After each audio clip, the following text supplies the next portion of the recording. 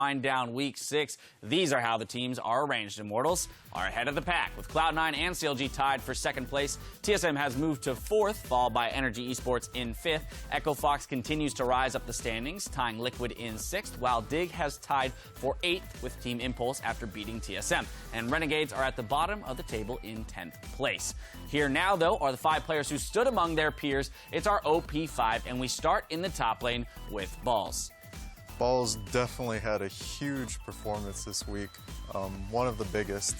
The main thing that pointed out for his performance was GP, where he single-handedly almost carried the game against TSM, and he had a solid performance on Lulu as well. Yeah, definitely even showing that he can play that supportive role today, be the carry yesterday, so covering his bases. If we move into the jungle, though, we're going to find his teammate Rush. Which was pretty funny because Rush used the champion you expect him to use this week. However, he varied his builds greatly in all of his games. However, he was still a frontline, and he was building Cinderhulk over and over, and he was able to weave in and out of the team fights for Cloud9.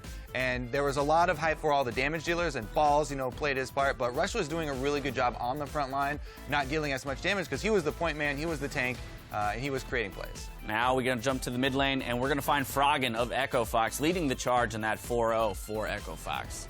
Ever since Froggen came back to the team, he's been having a solid performance with his team with a 9.3 KDA, a 96.6 kill participation this week, and there's no doubt that his impact has been large. Yeah, without a doubt. Here's some crazy statistics there. I mean, that kill participation is actually pretty nuts for a mid laner, considering the prevalence of lane swaps and how often small skirmishes have been breaking out.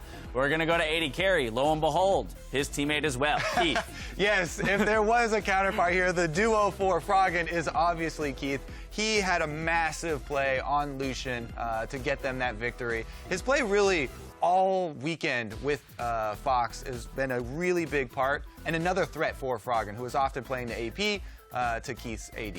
Now, I hate to burst Keith's bubble here, but it's not just a duo, it's a trio. Our OP support, save the Lucian. Dynamic it's Keith, big, here we go. Right, Perfect. save the Lucian, and that's the thing. So, and that's kind of why he's in. You got to round out this trio here, and his shot calling, as well as some big plays on Alistar, some really clutch headbutt pulverizes that closed out the game. Yeah, we saw in that recap. Save the Lucian. It was all his idea. Exactly. He saved Keith right. with that shot calling. You know it wouldn't have happened if he didn't say it, right? I guess. Anyway, but breaking away from the competition and claiming this week's MVP title is going to be Balls. Balls brought the pain against TSM yesterday, and his clutch late-game barrel placement blew up the competition.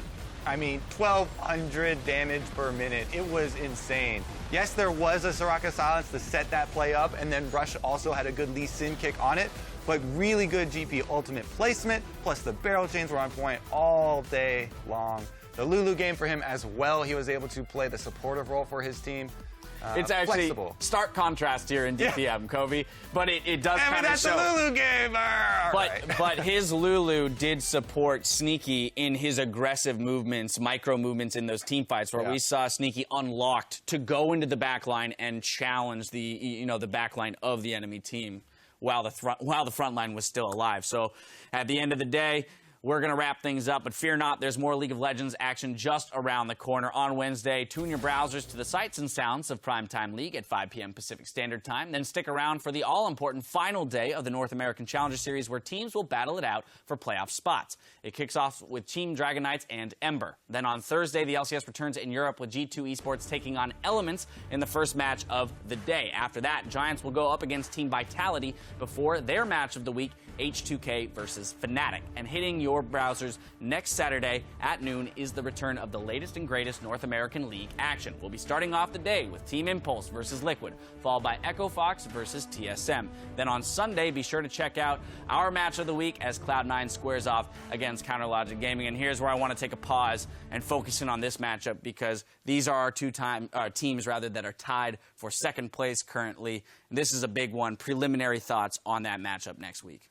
At first, I thought TSM was the runner-up out of the 3, but after today, my fanboyism has been slightly wavered, and I clearly feel, now we broke Dyrus today. Oh no! I feel like the winner of this match is going to be pretty much the runner-up, and it's going to be really close. All right. It's exciting how close it looks like it's going to be, too, because even though you're like, oh, yeah, TSM's probably just barely dropping below them, they're still, in that top kind of pack as well. But for specifically for this matchup with CLG and Cloud9, I'm even more excited after the week that Smithy just had for CLG. Not only with the Nidalee game, but Gragas being back is huge for him as well. It really does enable a lot more playmaking for CLG. Just one of many matches to look forward to next week. That's going to conclude our broadcast today. I'd like to extend a thank you to the wind beneath my wings, Dyrus, for joining us on the desk today. And for myself and the entire live broadcast crew, thank you for watching, and we'll see you next week.